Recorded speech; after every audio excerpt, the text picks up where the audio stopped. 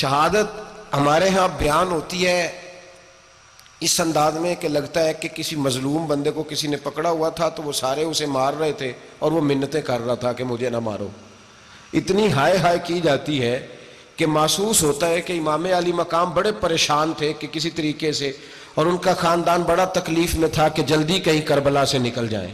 حالانکہ اس دھرتی پہ، اس کائنات پہ صبر، شجاعت، استقامت اور حوصلہ جس سے کائنات سیکھے گی وہ صرف امام حسین ہی ہے.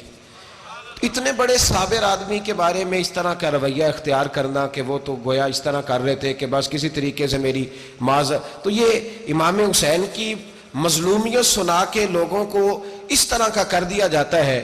یہ انداز بتایا جاتا ہے کہ شاید واقعہ کربلا رونے دھونے کا نام ہے، حالانکہ بات یہ نہیں ہے. نبی پاک صلی اللہ تعالی علیہ وسلم کی چچی جناب ام فضل صبح صبح گھبرائی حضور کی بارگاہ میں آئیں، عرض کی یا رسول اللہ صلی اللہ علیہ وسلم آج میں نے عجیب خواب دیکھا ہے، میں ڈر گئی ہوں. حضور نے فرمایا چچی کیا دیکھا؟ عرض کی حضور میں نے دیکھا ہے کہ آپ کے وجود کا گوشت کا ایک ٹکڑا کٹ کے میری جھولی میں آ گیا ہے. حضور یہ کیا ہے؟ تو محبوب خواب سن کے مسکرائے، فرمایا چچی یہ پریشانی والا خواب نہیں، یہ تو خوشی والا خواب ہے.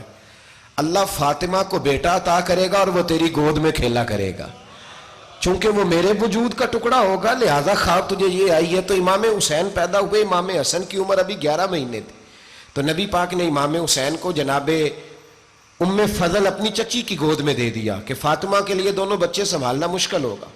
وہ خواب اس طرح پوری ہوئی. امام حسین سے حضور نے بڑا پیار کیا، بڑی محبت فرمائی نبی پاک سے. کچھ حدیثیں میں نے جمعے میں عرض کی تھیں. حضرت ابو ہریرہ رضی اللہ تعالیٰ عنہ کہتے ہیں یہ واحد بچہ تھا حضور کے گھرانے کا کہ میں نے دیکھا کہ نبی پاک صلی اللہ علیہ وسلم بیٹھے تھے تو یہ حضور سے کہہ رہے ہیں، نبی پاک سے کہ نانا جی اٹھ کے کھڑے ہو. کہتے ہیں حضور کھڑے ہو گئے تو کہنے لگے میں نے آپ کے برابر جانا ہے. بچے جو مرضی ضد کر لیتے ہیں نا. قد چھوٹا تھا، عمر 7.5 سال تھی. کہنے لگے نانا میں نے برابر جانا ہے. تو نبی پاک صلی اللہ علیہ وسلم نے ہاتھ پکڑ لیے، فرمایا چل پھر ہو جا برابر.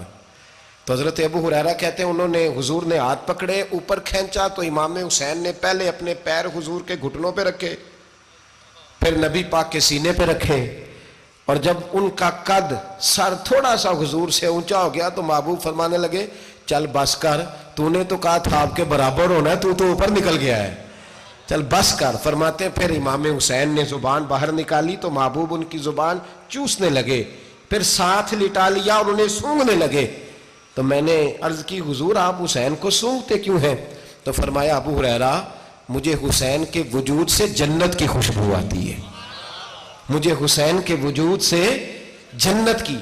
ایک دن حضور گزر رہے تھے. اصل اس طرح تھا کہ یہ نبی پاک کا حجرہ تھا. جن لوگوں کو اللہ نے مدینے کی زیارت کرائی ہے وہ جان سکتے ہیں نبی پاک کا حجرہ تھا. تو حضور کے حجرے کی اس جانب یعنی مسجد کی جو بالکل سیدھ ہے اس کی بیک میں سیدہ فاطمہ رہتی تھی. تو حضور اکثر نہ نماز کے لیے جب نکلتے تو حضرت فاطمہ کے حجرے کے پاس سے ہو کر دوبارہ محراب میں جاتے. محبوب حجرے کے پاس سے گزرے تو امام حسین رو رہے تھے. تو حضرت فاطمہ نے کسی بات میں جھڑک دیا تو امام حسین رونے لگے. تو نبی پاک نماز کے لیے گئے تو واپس لوٹ آئے اور واپس تشریف لا کے کہا فاطمہ حسین کو کیا ہوا؟ عرض کی یا رسول اللہ تنگ کر رہے تھے میں نے ڈانٹ دیا ہے. کیا خوبصورت جملے ہیں حدیث پاک میں. سرکار نے فرمایا فاطمہ اس کو حسین کو نہ رونے نہ دیا کر، یہ جب روتا ہے نا تو میرے دل کو تکلیف ہوتی ہے. تو بی بی صاحبہ کہتی ہیں یہ حکم آیا نبی پاک کا میرے نام، پھر میں نے ڈانٹنا چھوڑ دیا. یہ ان کے فضائل تھے کم، ان کی تربیت خود نبی پاک نے فرمائی، خود ڈیوٹی. میں کسی منطق کا میں اب تو اللہ تعالیٰ معاف کرے، پہلے ہم لوگوں کو کہتے تھے فلانی مجلس میں نہ جانا فلانی، اب تو مصیبت بن گئی ہے، جانے کی ضرورت نہیں، ہر شے موبائل میں آ گئی. مجھے بھیجتے ہیں کہتے ہیں حضرت صاحب یہ ذرا سننا، یہ ذرا سننا. کل کراچی سے کچھ مہمان آ گئے تو اب بچوں نے وہ کلپ سنبھال کے یہ مولوی دیکھو کیا کہتا ہے. اب آیتیں پڑھی جا رہی ہیں قرآن پاک کی، اتنا ٹکڑا یہاں سے لیتے ہیں، اتنا ٹکڑا یہاں سے لیتے ہیں اور ملا کے پتہ نہیں کون سا مکسچر بنا رہے ہیں. کسی آیت کا ترجمہ نہیں، کوئی واضح حدیث نہیں. ایسے ہوا ہوگا پھر اس کو اس سے جوڑ لیں تو کیا بنتا ہے، اتنی جمع کر لیں. یہ کون سا دین ہے جو توڑ مروڑ کے بیان کر رہے ہیں؟ کون سا مذہب ہے؟ دین تو واضح کھلی کتاب ہے. اب ہمارا یہ شوق ہے، ہم ہر تماشا دیکھنا چاہتے ہیں. ہم اپنے لوگوں کی قدر نہیں کرتے اور بڑی بڑی دور جا کے ہم غلط معاملات میں جاتے ہیں، پھر ذہن ہمارے شکوک کا شکار ہوتے ہیں۔ ہمیں سمجھنا چاہیے کوئی ایسی کسی دلیل کی ضرورت نہیں ہے، جب ان کے واضح چیزیں ان کی کتابیں میں موجود ہے، حدیث میں موجود ہے، قرآن مجید میں ان کے فضائل کھول کے موجود ہے، تو دور جانے کی کیا ضرورت؟ حضور ان کی ٹریننگ کراتے تھے۔ پہلی بات تو یہ ہے کہ نبی پاک نے دعا مانگی تھی، یا اللہ میرے گھر والوں کو زیادہ روزی نہ دینا، انہیں ایک وقت روٹی دینا، ایک وقت کی بھوک دینا۔ یہ جو 10 دن کربلا میں انہیں ٹینشن نہیں نہ ہوئی، انہیں عادت تھی فاقہ کرنے کی، انہیں 3 دن وصلی روزے رکھنے کی عادت تھی، پہلی بات۔ دوسرا یہ کہ جہاد کی تربیت حضور خود کراتے تھے۔ حضرت فاطمہ زہرا کہتی میں پردے کے پیچھے دیکھ رہی تھی، نبی پاک نے امام حسن اور حسین سے فرمایا چلو میرے سامنے کشتی لڑو، تو دونوں حضرات آپس میں جب کشتی لڑنے لگے تو نبی پاک نا امام حسن کو کہتے ہیں حسن حسین کو ٹانگوں سے پکڑو، حسن حسین کو پیچھے سے پکڑو۔